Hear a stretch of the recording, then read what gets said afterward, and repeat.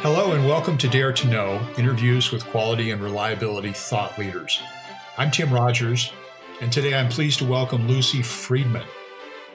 Lucy Freedman is a leadership educator and author of the book Smart Work, The Syntax Guide to Influence. She's identified the fact that many technical professionals and leaders are brilliant in their field, but challenged when it comes to translating their expertise so that executives make better informed decisions. She developed the Syntax for Change as a way to make sense out of human communication and applies it wherever communication gaps threaten productivity and reliability, which is everywhere. With a BA and master's from Harvard University, Lucy began her professional life teaching English to 15-year-olds and then went on to teach leadership to adults in companies such as HP, Intel, Agilent, Oracle, EDS, and Tokyo Electron. Lucy Freedman, welcome and thanks for joining us. It's my pleasure. Lucy, many of our listeners are comfortable with reliability data and failure rates, but they sometimes have a hard time getting other people to make decisions based on their findings. What are some of the common mistakes that engineers make in these situations? Well, unfortunately, I do have an answer for that because of the mistakes that get made so commonly. As you may have guessed from the name syntax in Syntax for Change, syntax is all about understanding the structure of effective communication. And conveniently, we came up with a list of what are the 10 common syntax errors that people make. And I thought, what are the ones that reliability engineers are likely to make most often? And the one that stood out right away was syntax error number 3, assuming others think as you think or know what you know or ought to. Sure. We all fall into it. And in particular, when you have a level of expertise that you're deep in, and it's hard to remember not only that people have different backgrounds, but that all of us think differently. So being able to wake up and be conscious of the difference between how we think and be able to bridge the gap to other people is the first mistake is assuming others think as you think, and then the first solution for that is not assuming that. Lucy, I guess it doesn't help that a lot of engineers hang out with each other. So that's the personality type, I guess, that they're most familiar with. And we're self-selected. So we're self-selected if we're good at and willing to do the math, gather the facts, think through what the issues might be, and then organize it, using a structure, using a systematic approach. It makes so much sense that we assume that wouldn't other people think the same way? Absolutely. Right. Good point. A couple of the others, though, that came along to mind as well, of some other syntax errors to be aware of. One is it's very similar to the other, is not establishing rapport. Because as you were suggesting, when you hang out with other people in your same field, with your same biases, or even some of the same biases, you have natural rapport. It's easy for information to flow back and forth because you're in rapport with each other. Sure. And if you don't recognize that other people have other ways of establishing rapport and you need to create a bridge, you might not consciously think about, I actually have to do something to establish rapport. And many people don't realize that it's mostly the verbals, the nonverbals, and the stuff in the background, the, if you will, process, that is what makes the difference in establishing rapport. So when people take syntax learning programs, sometimes it becomes into their full focus for the first time that, oh my goodness, how I approach someone and my skills for establishing rapport could make all the difference, could make this whole thing much easier. So that's another one. And the last mistake that I'll mention, because it's one that we all fall into, but maybe some of our listeners will recognize themselves, is, could you ever imagine yourself resisting resistance? Right. So those are some of the mistakes that I think get in the way of having the kind of influence that is necessary to really do your job well. All this makes a lot of sense. I guess so sometimes I encounter people that just feel like, well, the facts speak for themselves. Why do I have to take the extra step to get to know the other person, get to know their style, get to know why can't the facts just speak for themselves? What kind of response do you give to people like that, Lucy? Yeah, so sad. I empathize that if it's Yeah. clear on its face and all you're doing is presenting the facts, excuse me, it seems like the facts speak for themselves. And it turns out your job is probably to speak for them. And what the facts can't do is the facts can't pay attention to the mindset, the listening into which you're either speaking or sending information. And it's a human function to be able to detect where are the differences, how do I bridge that? And also the criteria, the things that obviously matter to you because they stand out just as clear as the nose on your face, don't stand out to other people who don't have that expertise. They can't search for the same things. Good point.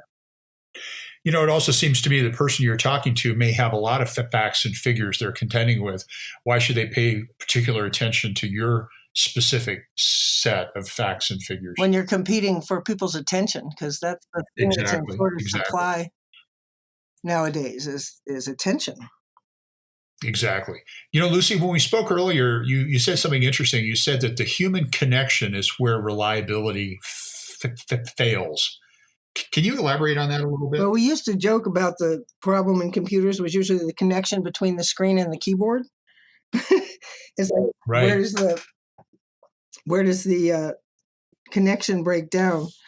People need consciousness and education about this aspect of their professional skills, and a lot of people don't have it. They don't put their attention on this, and therefore they don't have the skills of detecting where are the differences, and often end up resisting resistance because of that.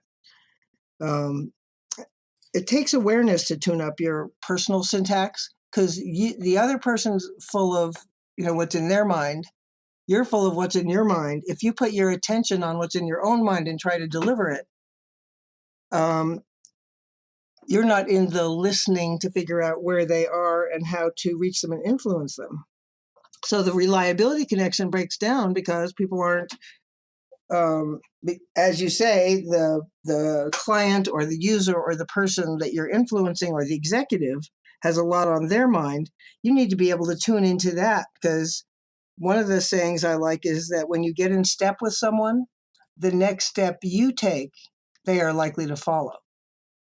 Yeah, good point. And often because we're attending to what's in our own head and why aren't they getting it? And also, there's another piece to it, which is when I say that people need to be conscious about what they're doing, it's not just that you need to wake up and be conscious.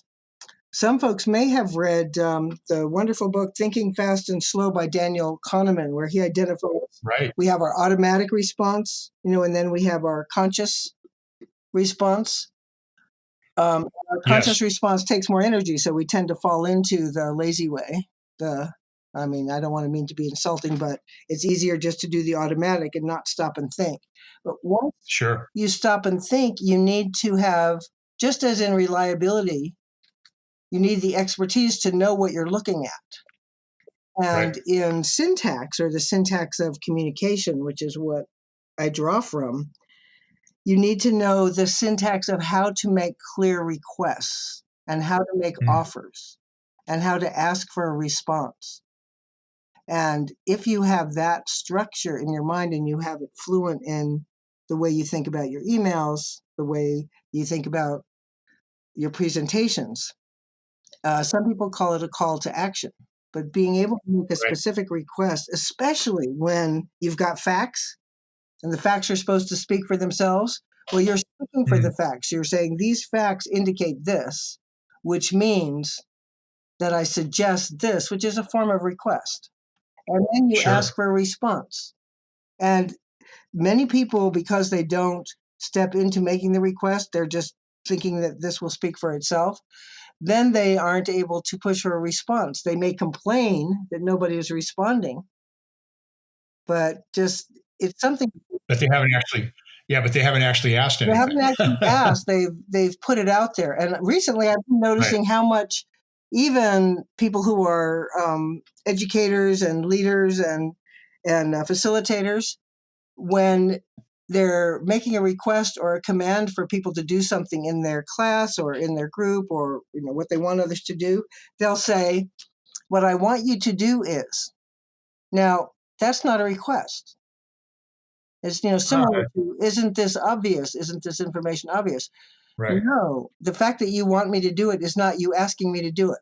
That's interesting. So if you say, we, and when you're in the situation of a staff function like reliability, you are often, the form of your request or offer is a recommendation. Ah, got it.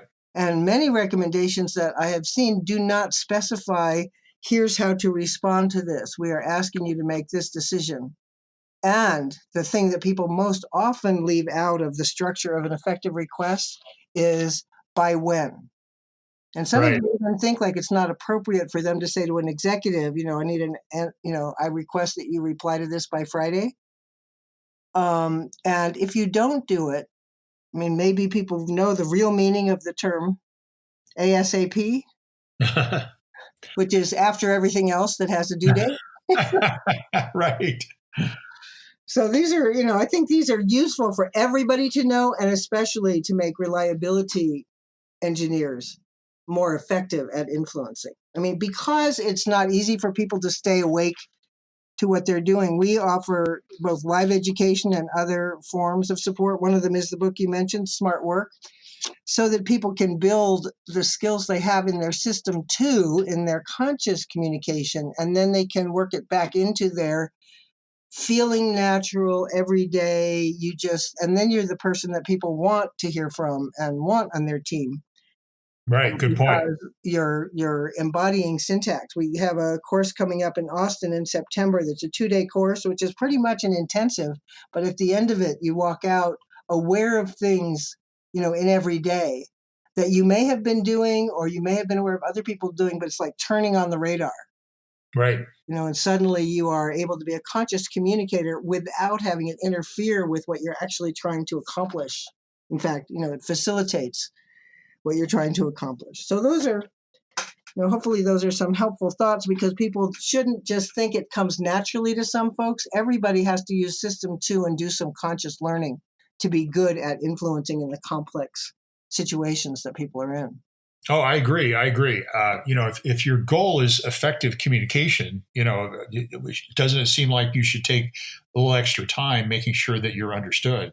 Well, I'm wondering if, that people don't, this is something, I'm glad you said that, just to highlight that it's, people describe it as resistance, or they describe it as something else, and as if that communication itself is the elephant in the room. So the fact that you can name that, and say, "I think I need to think about the communication here. I need to plan for it. I need to Right. establish a rapport. I need to get the information sorted out so they will understand it. And then I need to make clear requests and agreements."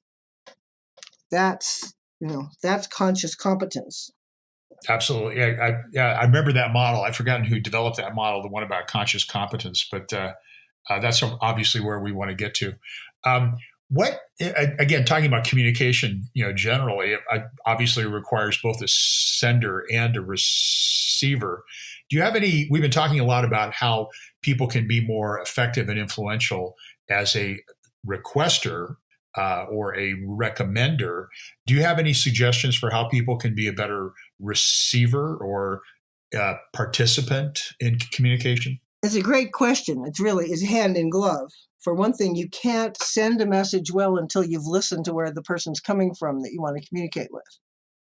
So Sure. already, it's not like you should already know what they're thinking about. You can do some research and background so that both when you're talking with someone or hearing from them and when you do research is understanding specific things called their criteria, Hmm. i.e., what is important to that person. So the first prerequisite is stop talking. Right. Good And point. listen, because one of the issues though, I mean, sometimes people who are in engineering listen a lot or appear to be listening and don't speak up a lot. It is possible. And they're processing inside their own mind. So the skill of shifting your attention so that you're actually hearing not just the sense you're making of what the other person is saying, but building the muscle of listen for the exact words they use to force your attention out to the other person. Because if you tend to be a little bit on the introverted side, then you might be talking to yourself about listening to the other person, which doesn't Right. mean that you're listening. So definitely, I don't know. I don't know where I heard this, but some time ago, somebody told me that the opposite of talking is not listening. The opposite of talking is waiting. that's what it is for, especially certain types of people. And they say that Americans are particularly bad at that. You're just waiting until it's your turn to talk. Right. So, I'm not. I'm reloading. Right. yeah, as soon as you're finished talking, then and who cares what you're saying? I'm not really paying attention anyway. I'm just waiting for some airspace so that I can continue talking. Yeah, and I have found that for myself, I just like everybody else need to remind myself to do more of that. And what I do is I get curious and get fascinated, just as I would be with something I was working on, with exactly how they're saying things, and see how much I can detect of their personal syntax. How does this Good. person think? And that way, I'm researching it. And their experience, because I'm doing that, is that I'm building much more rapport, because anybody feels better when the other person's tuning into them. That makes sense. Yeah. I know from my time working at HP, we used to spend a lot of time trying to understand different personality types, how to communicate more effectively. And some people criticized that approach by saying that they thought it was manipulative. And I said, boy, again, our goal here is communication. We're not trying to manipulate people. We're just trying to improve our understanding of each other. Well, I think the attitude and approach with which those are used is very important, because they are just priceless for recognizing how you personally sort differently from other people, because there are those differences, and these different type models, I call them, allow you to recognize kinds of differences that wouldn't be on your screen at all. You're like, people really think like that? Or, how come those people talk without thinking first? Or, Right. Right. Good once point. you begin to get that, and if it's overly done, or if you start to see the person as the type, I intentionally designed syntax learning programs for people who tend to be in the Myers-Briggs categories of more uh, sensor, thinker, Right. judger, and sometimes introverted oriented people. And that's been useful to me to recognize what will be beneficial for them to assist them in their work. If, however, you do it like, oh, yeah, he's just an ESTJ, he's not going to get it.